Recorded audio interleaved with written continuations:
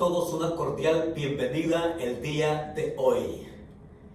Y con esa expresión de alabanza, también queremos que sea una expresión de nuestro ser interior, queriéndonos parecer más a Él. Bienvenidos en este primer domingo de agosto, donde también queremos recibir la palabra del Señor. Para lo cual, les invito por favor a que me acompañen en esta oración, donde nos disponemos para recibir el mensaje que Él tiene para nosotros. Acompáñenme diciéndole estas palabras al Señor. Señor, en este momento dispongo mi corazón y mi voluntad para ser oidor y cumplidor de tu palabra en obediencia. Guíame con tu Espíritu Santo para ser transformado a la imagen de tu Hijo. Que así sea. Bill Broadhurst se inscribió en la carrera de 6.2 millas patrocinada por la Pepsi allá en Nebraska. Broadhurst se enroló en la competencia pese a su cuerpo parcialmente paralizado de su lado izquierdo por causa de un aneurisma cerebral que sufrió cuando él era joven. Bill quería terminar la carrera, costara lo que costara, a pesar de su obstáculo físico. Él quería participar en esa carrera porque su gran héroe, Bill Rogers, el campeón maratonista, iba a estar presente en esa carrera. Bill Rogers, que es un fondista profesional y que ha ganado maratones prestigiosas como acá en Estados Unidos, 2 de ellas en Boston y otras 2 en Nueva York, pues él iba a estar ahí presente. Y para un fondista como Bill Rogers, correr 6.2 millas significó para él 29 minutos con 37 segundos. Para otros les costó 40, 45, 50 y por supuesto para Bill Broadhurst, por su condición de movilidad disminuida, por supuesto que le llevaría más tiempo. Y mientras corrían las horas y mientras él corría también paso a paso, algunos muchachos no entendían por qué continuaba corriendo y a su paso le decían: oiga señor, como que ya terminó la carrera y usted como que no se ha dado cuenta. Y mientras él corría, su lado izquierdo se entumecía tanto que él quería renunciar. Él quería abandonar la carrera. Después de 2 horas, el tránsito de vehículos que había sido regulado por la carrera había vuelto a la normalidad. Estaba ya oscureciendo en ese día sábado por la tarde. Y correr entre las intersecciones se volvió difícil para Broadhurst. Un policía que todavía lo acompañaba permitía el paso de él deteniendo los vehículos. Una señora por ahí le entregó amablemente una botella de agua. Y a las 2 horas y 20 minutos dijo que el dolor era tan agudo y tan fuerte que él estaba queriendo dejar la competencia. Pero se dispuso a seguir adelante, porque apenas estaba a 2 cuadras de llegar a la meta. Y cuando él se encaminó a la meta, de hecho, había transcurrido tanto tiempo que ya el estandarte de meta lo habían quitado. Las banderas que describían el tramo final ya las habían retirado. Los otros competidores y los espectadores también ya se habían ido. Le quedaba a él terminar solo aquella carrera. Sin embargo, ahí en el último tramo, de repente desde un costado apareció su héroe. Bill Rogers apareció ahí y se puso a la par suya y corrió con él al ritmo suyo los últimos metros de la carrera. De tal manera que cuando llegaron a la línea final, él amablemente dejó que él cruzara la línea. Y después de que cruzó la línea y después de que Broadhurst descansó un poco su cuerpo, él, el mismo Bill Rogers, tomó una de sus medallas de oro y se la colocó alrededor del cuello de Brad Hertz y le dice: Brad Hertz, tú eres el ganador, toma el oro. ¡Wow! Se cuentan por cientos y por miles historias como estas, historias que inspiran, historias que a pesar de los obstáculos que podamos tener, nos inspiran para decirnos: sí, se puede. Cuando nosotros venimos a la Escritura, nos damos cuenta que como hijos de Dios, como cristianos, seguidores de Jesucristo, se nos compara con un atleta que corre. Y desde que venimos a Jesucristo, nos enrolamos en ese inicio de esa carrera, que es una carrera de resistencia. Una carrera donde al tiempo que ha transcurrido, podríamos decir que también los músculos como que se nos han entumecido. De pronto, con toda seguridad podemos decir que hemos sentido dolor en esta carrera de resistencia, donde de pronto el agotamiento se nos puede notar a flor de piel, y donde las ganas de renunciar se nos ha cruzado en más de alguna ocasión por nuestra mente. Pero Dios es el que ha prometido estar con nosotros. Y aun cuando cruzar la línea, aun cuando estemos en el último tramo de la carrera de resistencia, es el Señor que se pone de nuestro lado. Y es Él el que nos acompaña. Y es Él el que nos lleva hasta cruzar la línea. Aun cuando vayamos jadeantes y respirando por la boca, es Dios el que nos quiere abrazar. Y es Él el que nos quiere decir: tuyo es el oro, tuya es la recompensa. Y de eso se trata el pasaje que vamos a ver ahora. A eso nos quiere llevar el escritor bíblico el día de hoy. De eso nos quiere hablar hoy el pasaje. Y nos quiere decir que la esperanza marca el camino mientras perseveramos creciendo. Vayamos a nuestro pasaje en Hebreos capítulo 6, versos del 9 al 12. Nos estacionamos ahí en Hebreos capítulo 6, versos del 9 al 12. Y el contexto del pasaje, en la continuación que el escritor le está dando a su pensamiento y a describir qué es lo que nosotros tenemos, ya él ha hablado de aquellos que fingen ser cristianos, de aquellos que pretenden serlo, de aquellos que solamente lo parecen, de aquellos que gustan de las cosas espirituales, pero el gustar las cosas espirituales, como dijimos el domingo anterior, no significa que las poseas. Hay mucho tipo de audiencia hoy en día en todas las iglesias. Hay gente que llega incrédula y sale incrédula. Hay gente que llega a las iglesias y que parecen ser cristianos, que les gusta, pero que nunca han tomado una decisión por Jesucristo. Ahora el escritor bíblico nos lleva a identificar a otros dentro de esa audiencia que se encuentra en todas las iglesias el día de hoy. Y en el capítulo 6, verso 9, encontramos lo primero que el escritor nos quiere decir a todos.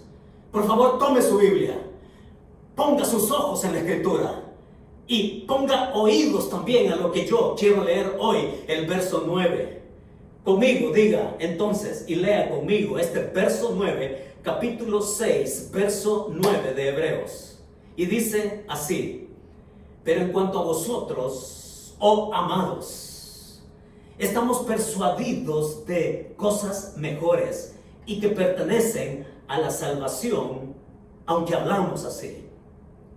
El escritor bíblico nos coloca en la audiencia que a él le interesa primordialmente. Son estos que les quiere dejar este principio para ellos y para nosotros. Para ellos como palabras de ánimo, tanto como para nosotros el día de hoy. Vaya si no estamos necesitados de palabras de ánimo. Día a día yo necesito palabras de ánimo. Pues tomemos estas palabras de ánimo que en el verso 9, dejándonos este primer principio, el escritor bíblico nos va a decir que la salvación nos vincula a la certeza de la gracia de Dios. La salvación nos vincula a la certeza de la gracia de Dios. Y cuando hablamos de la certeza de la gracia de Dios, son o es con aquellos que han sabido reconocer esa gracia, abrazándola por fe. Por eso es que en el verso 9 dice pero, y esta palabra pero contrasta con aquellos que solamente lo parecen.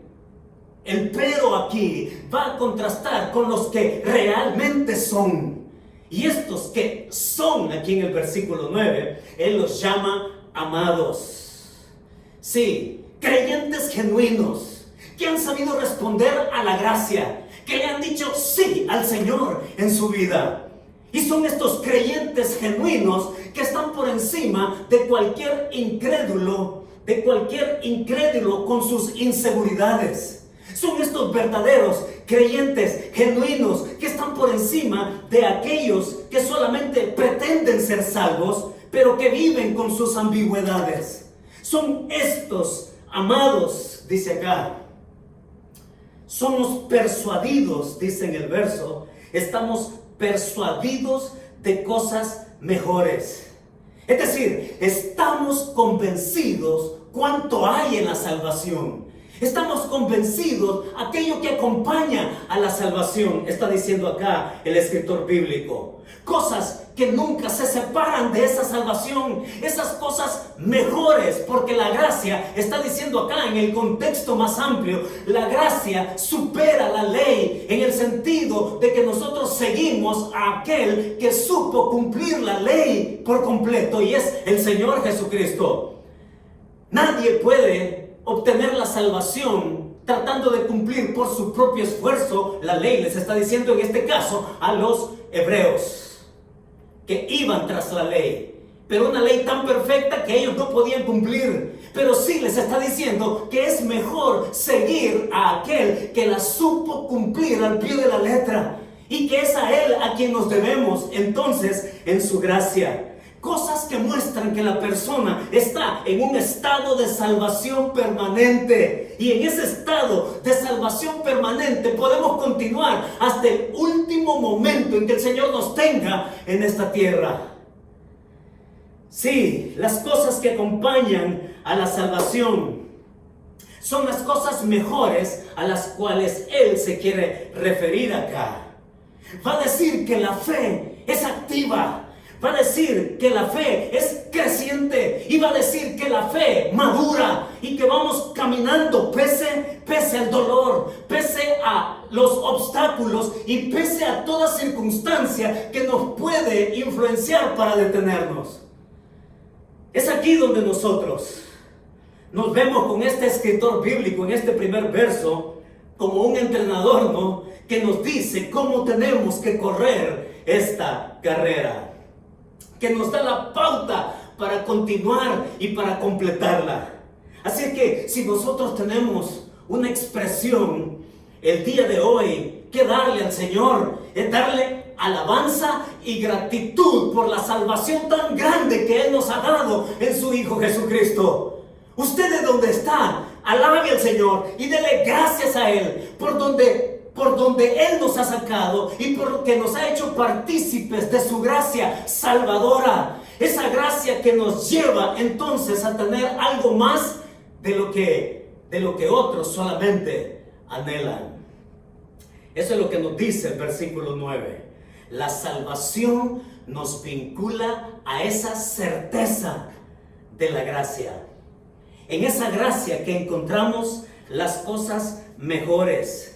Pero les va a decir que no solamente se trata de creer, no solamente se trata de ser salvo, se trata de avanzar y ser muy concretos en mostrar esta salvación. ¿Sí? ¿Me está siguiendo? Estamos hablando aquí porque el escritor así lo propone en la carta, de que no solo se trata de ser salvo, se trata de mostrar la salvación, no como un concepto o una idea abstracta. Esta salvación, va a decir aquí el autor, se puede mostrar de manera concreta y se puede avanzar con pasos concretos en esa carrera que tenemos por delante. En el versículo 10 nos va a dar el segundo principio. Y el versículo 10 dice así: porque Dios no es injusto para olvidar vuestra obra y el trabajo de amor que habéis mostrado hacia su nombre, habiendo servido a los santos y sirviéndoles aún. La salvación no solamente nos vincula a la gracia de Dios.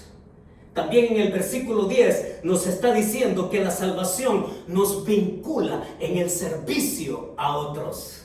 Mire qué interesante, porque estamos hablando que la fe se muestra en un obrar, no que las obras nos lleven a ser salvos.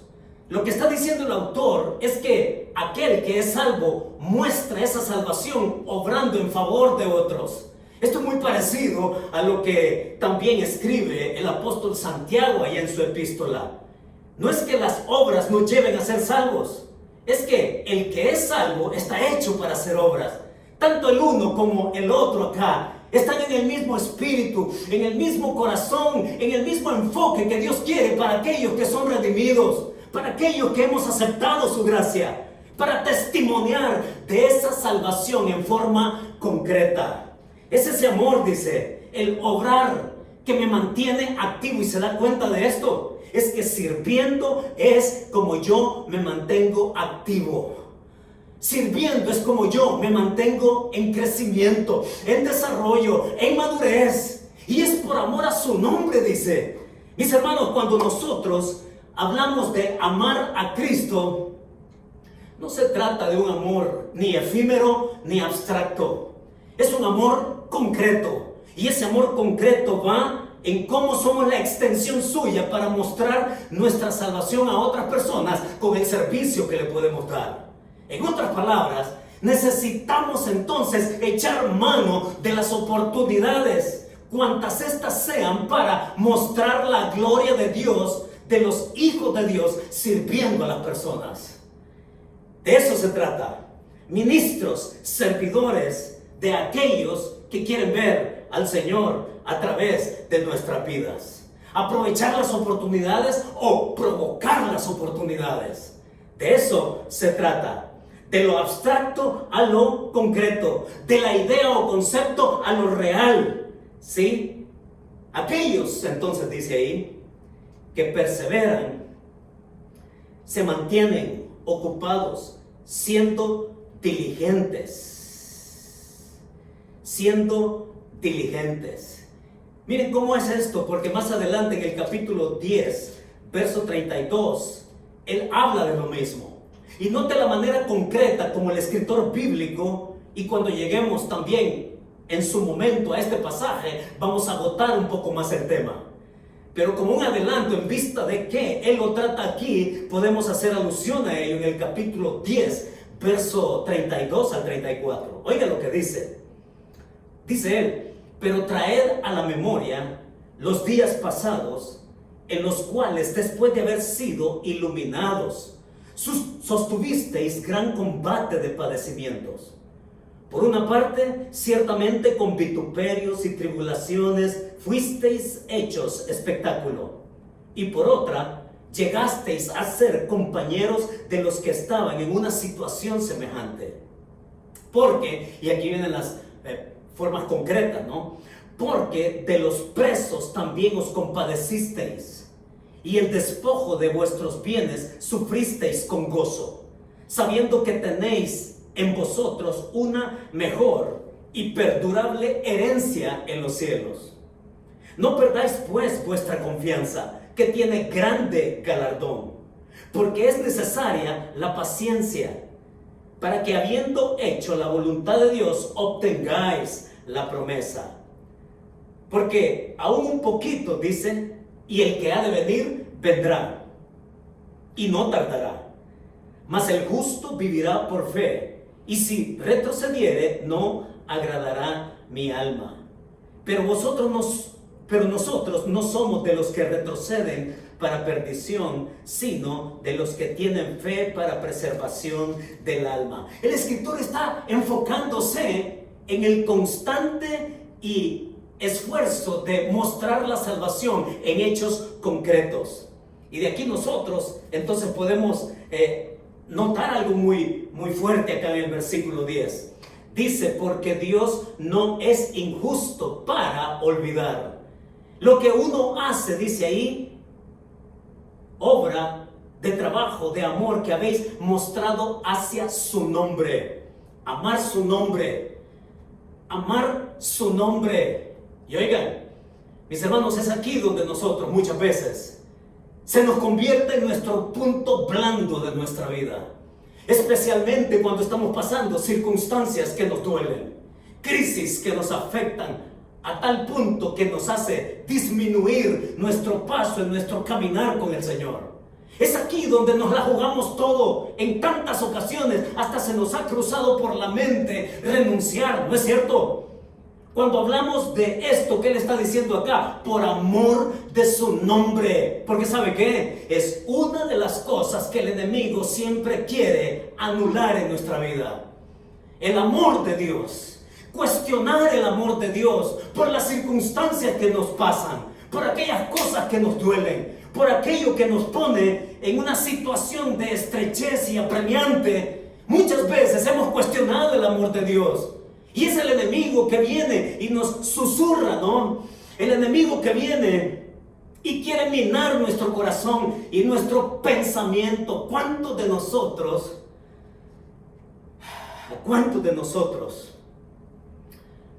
muchas veces el enemigo nos ha susurrado, ¿no? Pues tú dices que Dios te ama. Pues mira por lo que estás pasando. ¿Es así como Dios te ama? ¿Acaso no es cierto que en más de alguna ocasión nos ha susurrado el enemigo? ¿De qué te sirve creer en Él?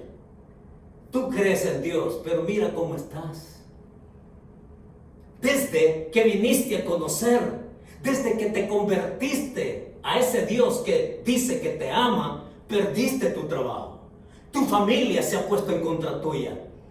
Te has vuelto una persona despreciable para otros. ¿Y cuántas veces el enemigo ha querido anular y ha querido poner en entredicho el amor que Dios ha dicho que nos tiene? Y es así cuando el escritor nos trae, y por amor a su nombre, amar el nombre de Dios es amar su persona, es amar sus atributos, es amar su ser completo, es amar su plan, es amar sus propósitos, es amar lo que Él tiene para nosotros, aún a pesar de las circunstancias. Amar su nombre, mis hermanos, en el contexto acá, nos rompe el caparazón de nuestro egoísmo.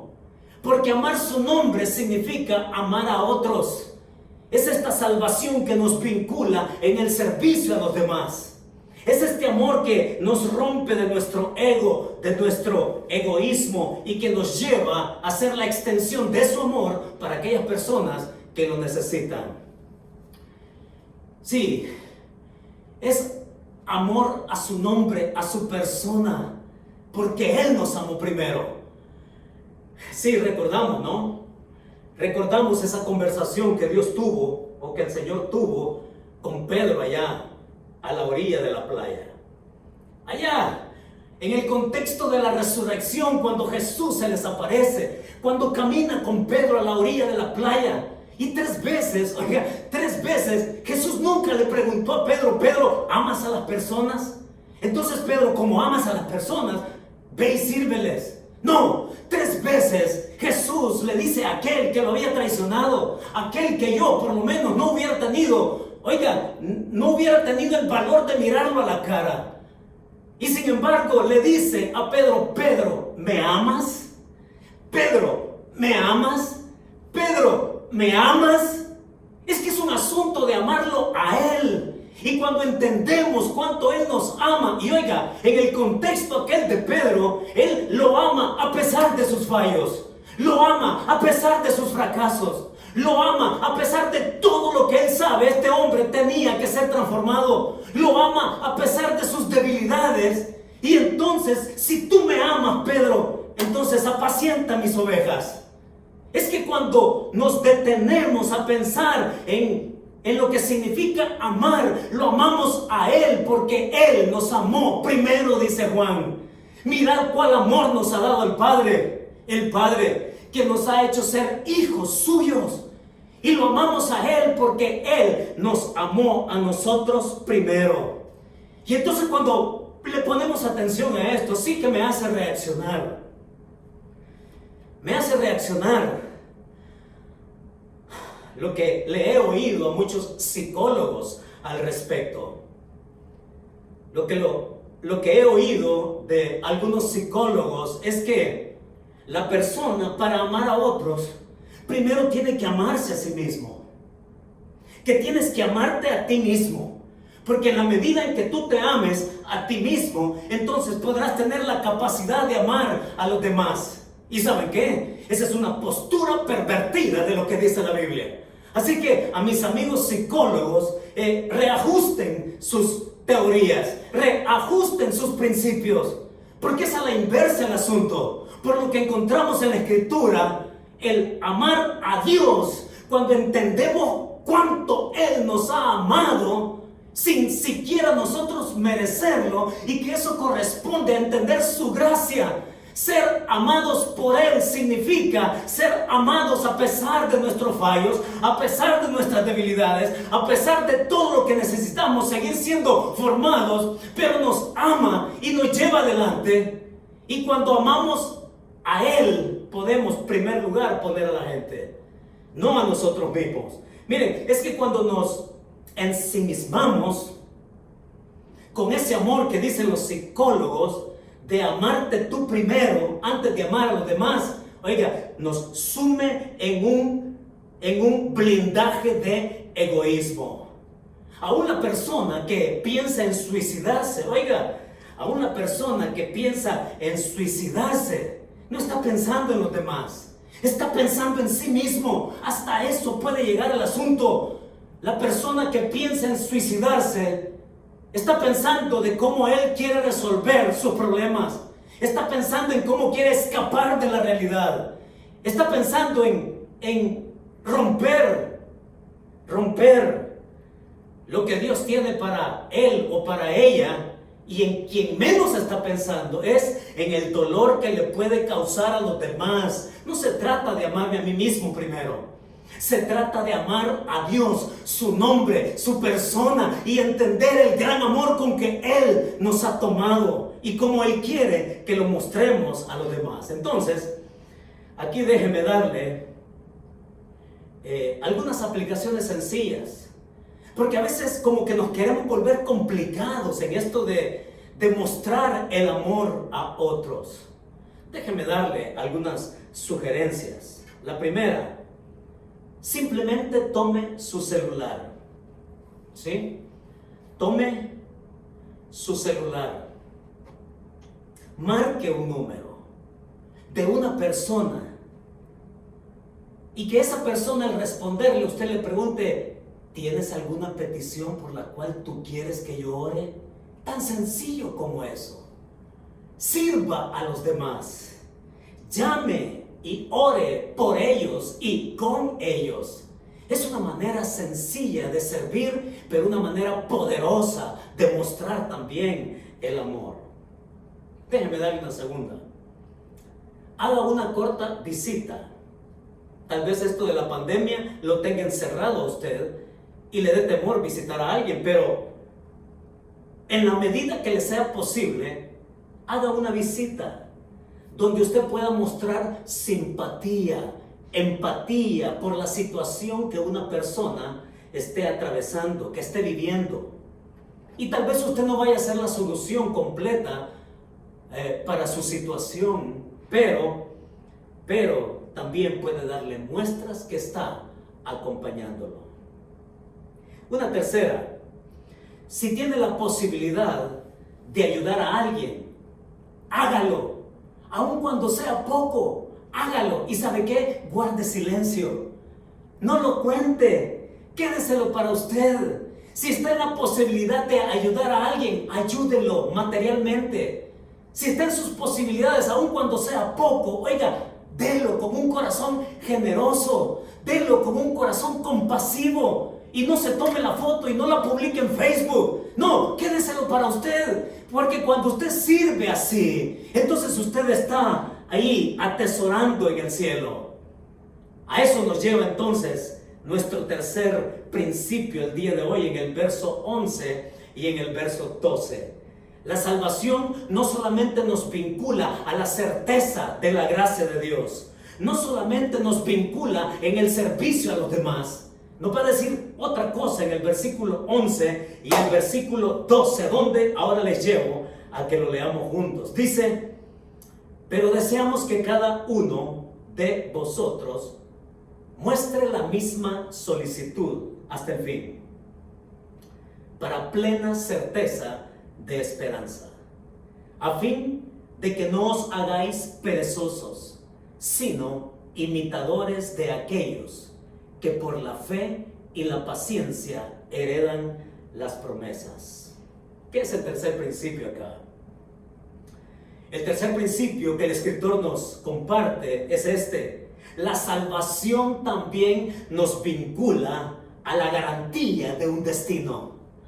Nos vincula a la garantía de un destino. Y mis hermanos, noten cómo en el versículo 11 les está diciendo el escritor, no, ustedes que han estado sirviendo a los santos y sirviéndoles aún, dice en el versículo 11, les está diciendo: manténganse así, manténganse sirviendo, manténganse activos, sigan creciendo, mis hermanos, porque cuando uno sirve, crece. Cuando uno sirve, entonces puede también madurar. Cuando uno sirve, se da cuenta de veras cuánta gracia Dios nos ha brindado en comparación con la situación que otros están viviendo.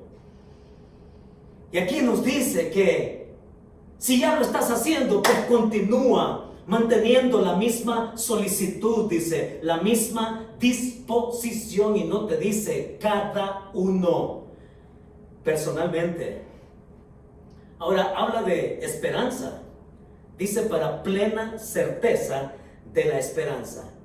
Y para algunos la esperanza es un asunto inexplicable. O sea, no saben conceptualizarla, no saben describirla. Y nos preguntamos, ¿no? ¿Qué es la esperanza al final de cuentas? Porque mis hermanos, la esperanza no se trata de un suspiro vago. No se trata de una fantasía loca. No se trata de una imaginación vacía. La esperanza a la que se refiere el autor bíblico aquí tiene que ver un deseo con expectación de algo que ya se tiene. Esto es lo que significa esperanza para el escritor a los hebreos. Es un deseo por una expectación que ya se tiene. Es una herencia que ya está lista para ser entregada. Es el Señor que está esperándonos para que Él nos pueda dar su herencia. Eso es esperanza. Es tan fuerte el deseo que la palabra deseo ahí, ¿no? Con plena certeza de la esperanza. Es tan fuerte como el deseo sexual. La palabra aquí, deseo, tiene que ver con el ímpetu con que alguien se entrega a lo sexual. Plena certeza de la esperanza. Con ese deseo, con esa pasión y con esa expectación de lo que el Señor tiene para nosotros. Él quiere que la vayamos a buscar. ¿Acaso no fue eso lo que le dijo el Señor a sus discípulos? ¿Recuerda usted esa ocasión en que el Señor les dice: no os hagáis tesoros en la tierra, donde la polilla y el orín corrompen, y donde ladrones minan y hurtan? Sino, les dijo, haceos tesoros en el cielo, porque donde esté vuestro tesoro, ahí estará vuestro corazón. Es el Señor que les dice: pongan la mirada allá. Pero mientras ustedes van y encuentran el mundo de esperanza, de completa recompensa, manténganse activos ahora aquí en la tierra, preparándose y sembrando y también cosechando allá en el reino suyo. Esta mañana, o en esta tarde, o en esta noche, yo traje conmigo este libro, que se lo quiero recomendar de una manera muy, pero muy especial. No me pida que se lo preste, porque ya he prestado cantidad de libros y no me han sido devueltos. Así que este libro, oiga, escrito por el doctor Paul Benware, El título del libro es Anticipando tu recompensa. Y él en el libro explica de una manera elegante, práctica, doctrinal, teológica, así de cómo nosotros podemos caminar por esta tierra poniendo nuestra mirada ya en la recompensa que Dios quiere darnos y no viviendo acá para nuestro propio egoísmo, sino haciendo tesoros en el cielo. Y por eso Anticipando tu recompensa es un libro que todo cristiano debe tener, que todo cristiano debe leer. Y si usted quiere tener una buena lectura mientras está en el encierro en casa, este es un libro recomendadísimo que yo le puedo sugerir. Anticipando tu recompensa, por el doctor Paul Benwell. Y ahí él expone cómo nuestra vida puede ser formada, cómo nuestra vida puede ser de servicio para todo lo que Dios quiere entregarnos como cosecha al buen servicio. Y note que ya ha dicho en el versículo 10 que Dios no es injusto. Es decir, cualquier obra que nosotros hagamos es como que si se la estuviéramos haciendo a Él. Y Dios no es injusto, y tal parece que como entenderlo así a simple lectura significaría como que si Dios es injusto en alguna ocasión. No, oiga, no existe la injusticia de parte de Dios. Es a la inversa. Es una figura literaria que el escritor expone acá para describir precisamente lo opuesto. Dios siempre es justo, y porque es justo, Él quiere recompensar a sus hijos. Y Él quiere llevarnos entonces a esa herencia, a que nosotros aquí anticipemos, como dice el libro, anticipemos esa recompensa que Él quiere darnos. Ahora en el verso 12, Él va a decir, a fin de que no os hagáis perezosos, sino imitadores de aquellos que por la fe y la paciencia heredan las promesas. Miren qué palabra más hermosa. Imitadores. Es la palabra mimetai. Esa palabra que describe a alguien que sigue un patrón, que sigue un modelo. Es la persona que se caracteriza por fe, de caminar por fe a pesar de las circunstancias. Dice, imitadores de aquellos que por la fe y también la paciencia. Ahora, quiero que le prestemos atención a esta paciencia, porque hay dos palabras en el griego que se usan y que se traducen para paciencia. Está esa palabra en la escritura que es hupomeno, permanecer bajo, hupomeno, permanecer bajo, y se refiere y se enfoca a las circunstancias que nos presionan, a las circunstancias, se enfoca en la circunstancia. Pero la palabra paciencia que el autor está utilizando acá es otra. No es hupomeno, permanecer bajo, donde se enfoca la circunstancia. La palabra que está usando es macrothumias. Macrothumias. Y es esa palabra que se traduce paciencia, pero que se enfoca en el carácter de la persona, de cómo la persona responde en medio de las circunstancias. Es esa persona que pueda estar pasándola mal. Es esa persona que dice, la estoy pasando mal, Señor, pero confío en ti. Es esa persona que le dice, Señor, está la cosa difícil, pero yo sé que tú tienes un plan. Yo sé que tú tienes un propósito. Señor, yo sé que tú estás en control. Macrothumias, paciencia, aquí tiene que ver con cómo la persona responde cuando está en circunstancias difíciles. Linda palabra. Macrothumias, apréndasela, por favor. A ver, dígala conmigo. Macrothumias, paciencia. Y se enfoca en el carácter, se enfoca en la persona que Dios quiere desarrollar. Y mis hermanos, nosotros hoy por hoy podemos decir que de alguna manera la estamos pasando mal, pero muy mal. Ya sé yo que muchos están pasándola mal sin su empleo, que lo perdieron. Ya sé yo que muchos están pasándola mal por otro tipo de situaciones que los pone en estrechez. Pero Dios nos dice acá a través del autor bíblico que Dios se enfoca en ti, en tu persona, en tu carácter, de cómo sabes responder cuando las cosas se ponen difíciles.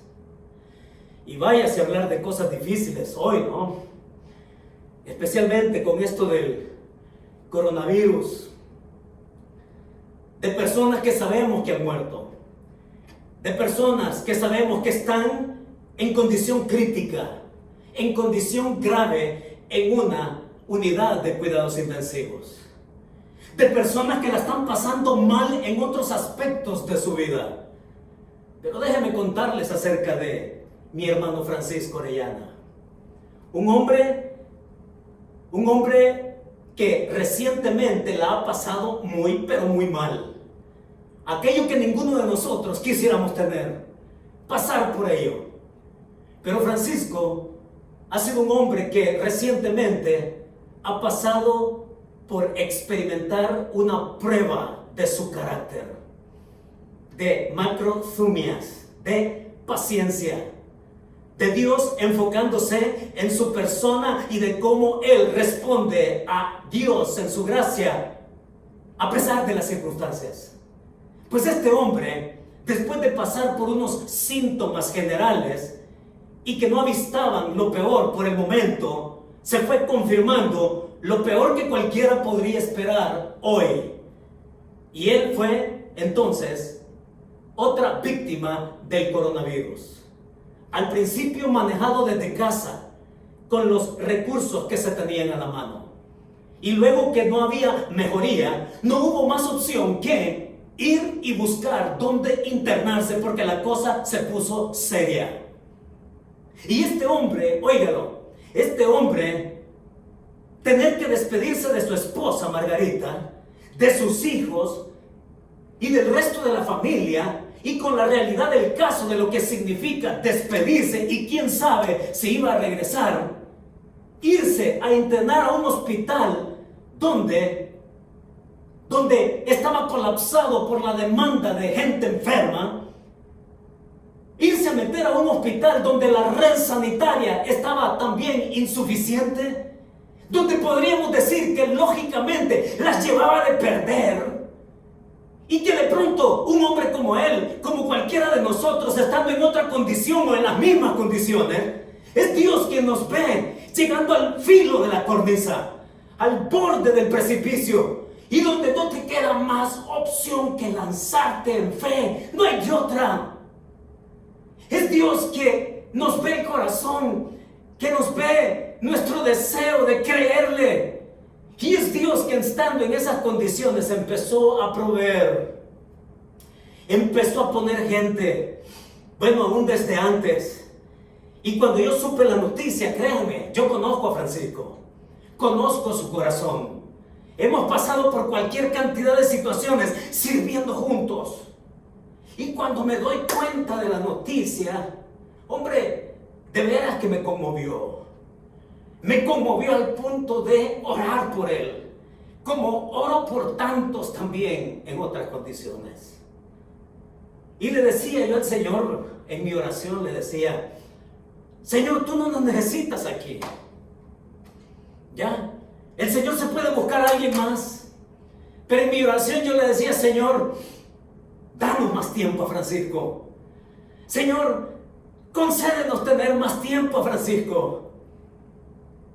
Y por supuesto, junto con su esposa y otros más, unidos en el espíritu de la intercesión, ¿no? Yo clamándole muy temprano al Señor, le decía, Señor, déjanos llegar y tocar el borde de tu gloria. Y de pronto el Señor nos responde. Y oímos que Francisco va mejorando. Y oímos que Francisco fue sacado del hospital porque él iba ya en una franca recuperación. Y el que se suponía que a lo mejor no regresaba a casa, de pronto el Señor en su gracia le permitió retornar. Y cuando supimos la noticia, por supuesto que nos alegramos, por supuesto que alabamos al Señor, por supuesto que le dimos gracias, y por supuesto que nos unimos al gozo de la familia y de todos aquellos, porque Dios responde la oración. Pero también Él quiere ver el corazón nuestro. Él quiere ver esto, paciencia. Quiere ver cómo reaccionamos ante las circunstancias. Él quiere formar nuestro carácter. Y como le decía yo a Francisco por escrito, ¿no? Es Dios ahora el que quiere ver su mejor versión en ti, Francisco. Y como lo quiere ver en todos nosotros. Y si hay algo que yo tendría que imitar de Él, es como Él supo responder en su necesidad, como lo dice el pasaje, ser imitadores de aquellos que por la fe arrebatan las promesas. De eso se trata. Y entonces podemos tener más claras las palabras de Pablo allá en Romanos 8, ¿no? Que los que aman a Dios, todas las cosas ayudan a bien. Y lo da en el contexto de vivir en el Espíritu Santo, en someternos al Señor, en vivir para Él, en buscar su voluntad, en avanzar al propósito suyo. Y es Pablo el que va a decir también allá, y un eco de esto otro es: por lo tanto, dice, estoy seguro que ni la vida, ni la muerte, ni lo presente, ni lo porvenir, ni ángeles, ni potestades, ni principados, ni ninguna otra cosa creada nos podrá separar del amor de Dios que es en Cristo Jesús, Señor nuestro. Estamos hablando de fe. Estamos hablando de convicciones. Estamos hablando de paciencia, donde el Señor quiere ver cómo nosotros reaccionamos en nuestro carácter a las pruebas y a las circunstancias que nos quieren derrotar. El mismo Pablo lo dijo a los corintios, ¿no? No desmayamos, dijo Pablo. Aun cuando este hombre exterior se va desgastando, no obstante el interior, dice, se va renovando de día en día. Así que sí, yo estoy seguro de algo. Estoy seguro de algo. Que Dios está renovando a Francisco como quiere renovarme a mí. Yo quiero imitar a gente así. Pero sabe que he tratado con gente que ha pasado por dificultades, que han visto la gloria de Dios, que han visto la manifestación de la gracia de Dios levantándoles de donde están, pero que no han sabido responderle a Dios como Él quiere. Imitemos a gente que dice aquí que por la fe y la paciencia heredan las promesas.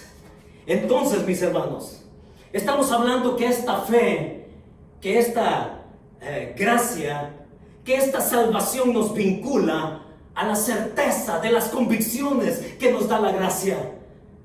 Que la salvación le acompañan también otras cosas mejores. Y que la salvación nos vincula en el servicio a los demás, donde de manera concreta podemos mostrar qué es la salvación para un hijo de Dios.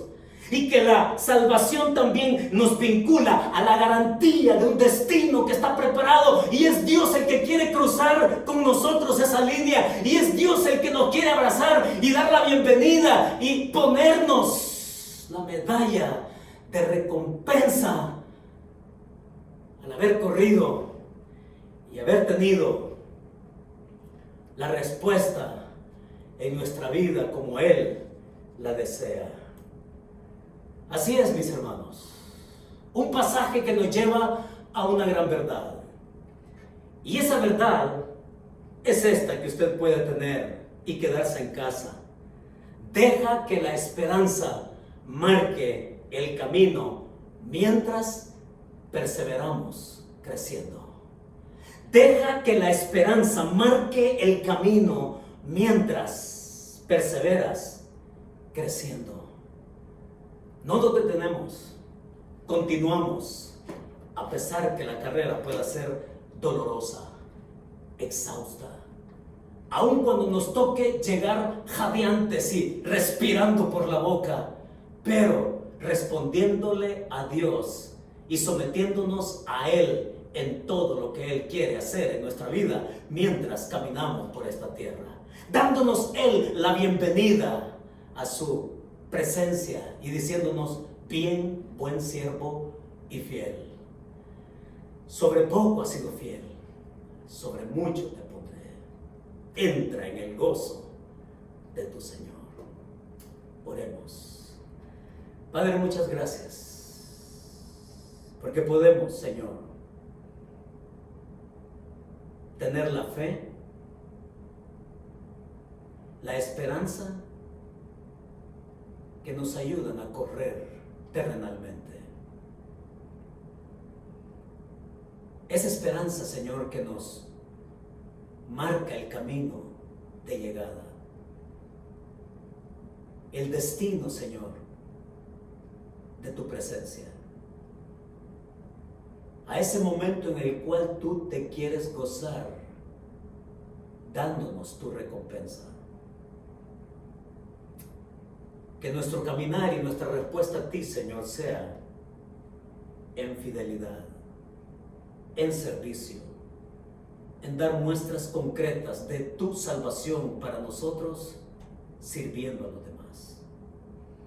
Y que de esa manera tú nos hagas crecer y madurar y desarrollar al gran propósito que tú tienes para nosotros. Muchas gracias, Señor. Todo esto te lo agradecemos y te lo pedimos en el nombre de tu Hijo Jesucristo. Amén y amén. Que Dios nos bendiga.